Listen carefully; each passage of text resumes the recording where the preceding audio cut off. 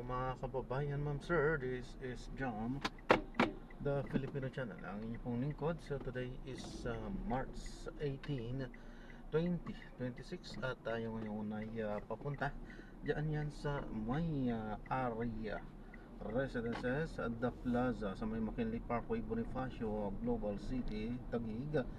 At dadalhin po natin yan sa may Sigol Drive, sa may Bay Breeze Executive Village, sa may San Miguel, Taguig po yan. Okay, so magbabalik po tayo mamaya onte pag nakuha na po natin sila. Disclaimer lamang po, ang content po natin ay kalsada at hindi ang passenger. Kaya naman sakali man po na may marinig kayo mga pangalan ng lugar, pangalan ng tao, pangalan ng organizations, government o private man yan, ay wala pong kinalaman ng channel na ito at wala pong pinapatungkulan. Lahat po ng pinag-uusapan dito ay pawang dito lamang po yan sa loob at wala pong pinapatungkulan sa labas. Okay po, magbabalik po tayo mamaya konti pag nakuha na po natin sila. Samantala, makinig tayo ng mga nagbabagang balita at talakayan habang tayo ay papunta doon yan sa ating pick up area.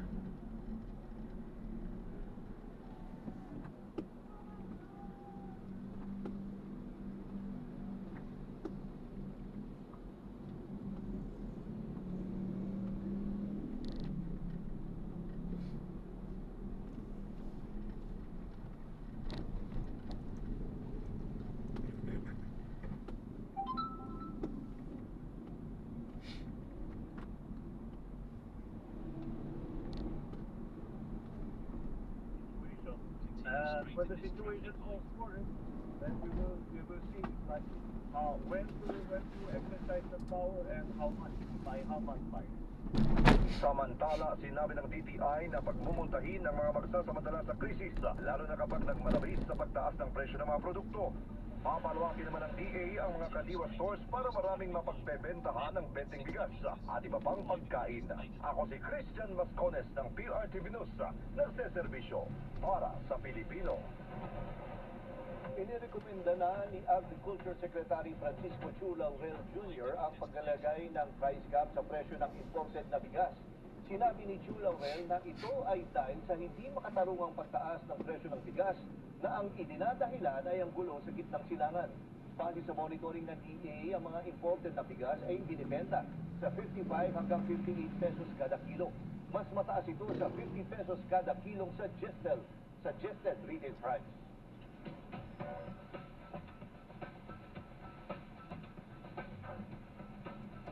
Ikalawang araw na ng pamamahagi ng ayuda ng mga kwalipikadong tricycle drivers sa Metro Manila.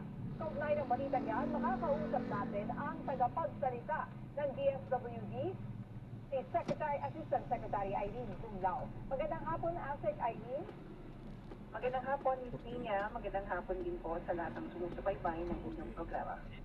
ASEC, gaano na po karami ang mga tricycle driver na nakatanggap ng ayuda dito sa Metro Manila? Actually, Ms. Nina, kahapon po ang na-serve natin ay mahigit 41,000 po na mga tricycle drivers. Today, we are expecting na mga ganyan din, 30 to 40,000 yung pong nabahagi na ng tulong. Yung po kasing 139,000 na target natin na beneficiaries, isuserve naman po natin for 2 to 3 days. So, makikita po natin mamaya